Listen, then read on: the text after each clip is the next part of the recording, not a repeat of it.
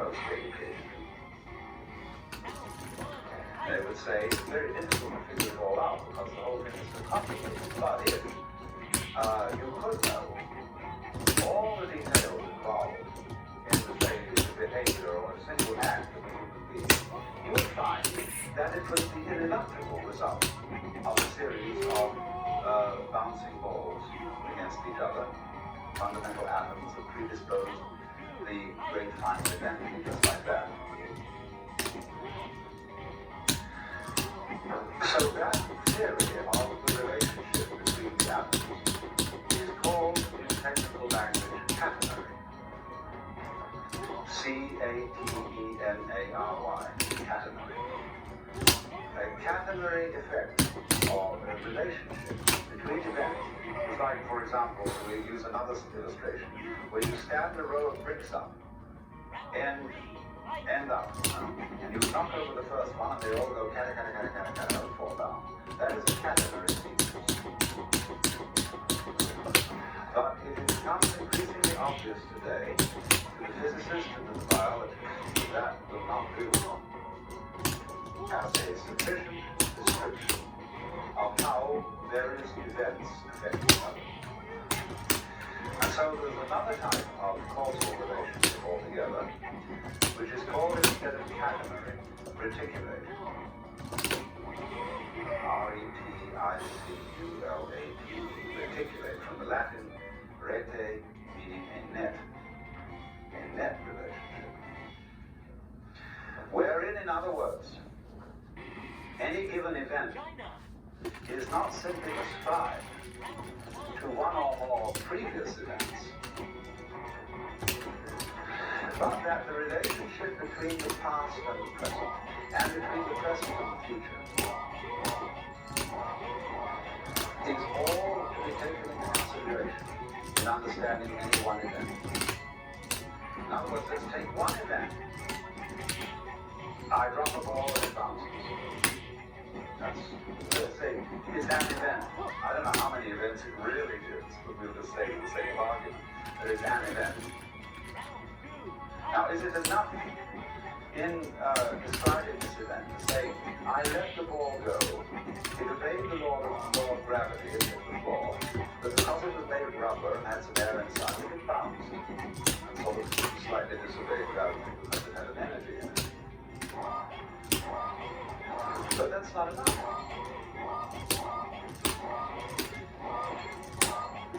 Because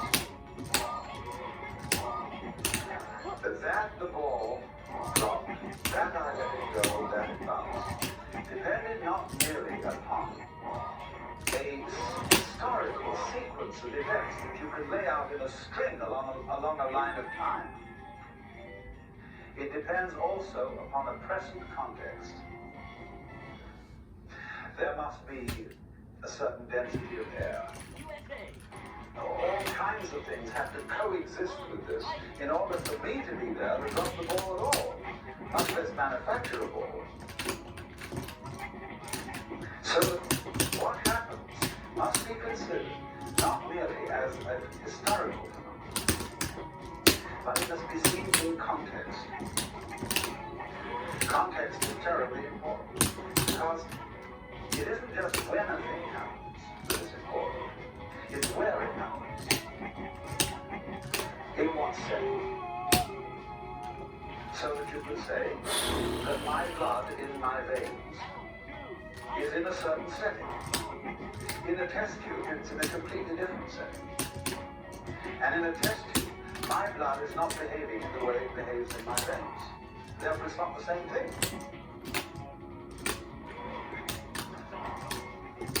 So, an individual person in one setting will behave in one way, in another setting in a completely different way. I remember when I was a child, I was one boy when I was at home with my parents. When I went to visit my uncle and aunt, I was someone different. When I was with my peers, I was someone quite different. Because I changed according to the setting, and children are very well aware of this. It's only as we go on that we keep having it come into our heads that we ought to have a consistent character, because we're influenced by novels, where the characters are supposed to be consistent. And so you want to have a consistent character. You want to behave the same in all circumstances towards all people. That merely means you become inflexible. So what things are, therefore, depend on the context in which they're found. Upon their network relationship to everything else that's going on. And one of the reasons for this, which is going to lead us to something more profound but much simpler, is, of course, that the whole notion of a thing or of an event in nature and of causal relationships between different things and different events is a purely abstract idea that does not really fit the facts of nature at all. In nature, in this physical world that you feel when you hold your head, or hold somebody's hand, or just breathe, in that world, there are separate events. Not whatever. Sure, there are all sorts of wiggles around here, all sorts of lines, all sorts of colors, all sorts of surfaces, all sorts of forms. But they're not separate. Because you see, you can't separate an inside, what you are inside your skin, from the outside of the skin. Because you can see that at once, if there weren't anything outside your skin, there'd be no inside. It takes the outside and the inside working together to create this situation.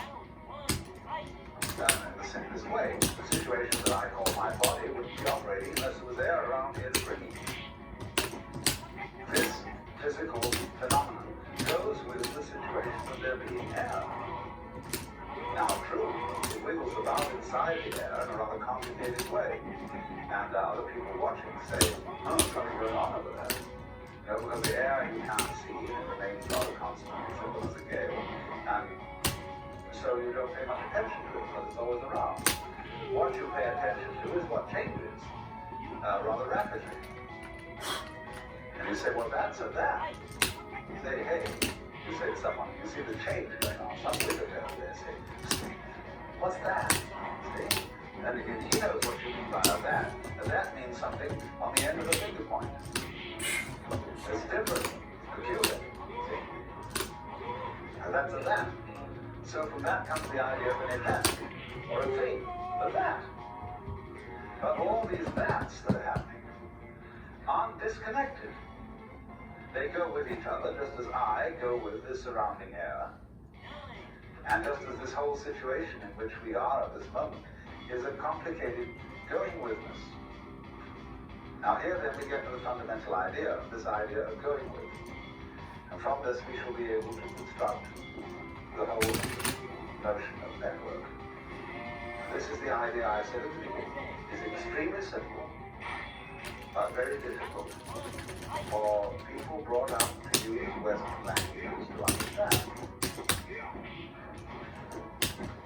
Now going with this, we could call it relativity, relationship. Means simply, let me first of all put it in a very extreme form. Consider yourself, sitting here at this moment, being just exactly the sort of person you are. Maybe a little neurotic, maybe a little sick physically, maybe a little ashamed of yourself for some reason or other, or whatever. Just the way you are anyway, just like that, sitting here. That situation goes with, as that goes with, the entire situation of the rest of the universe.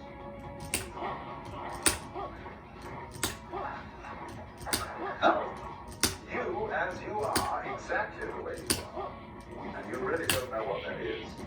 I have some opinions about it, but you really don't know. That goes with the way the whole of the rest of boundless being is arranged. Now, it isn't that. The way the rest of boundless being is arranged is determined. Got him. If that's true, if it determines you, then we must also allow the other side of the picture that you determine it. It's your power. You do. But you say, no, but I didn't help it. It did me. And you can say, test, like two children arguing, and you realize that the argument is stupid. Because you and it are one event. It's the question of it controlling you or you controlling it. It's all one event. As Thailand said, the whole universe is the only true atom, the only truly indivisible whole. The human being, though, finds this difficult to understand because we're always telling each other how you should be different. You want to change. Don't be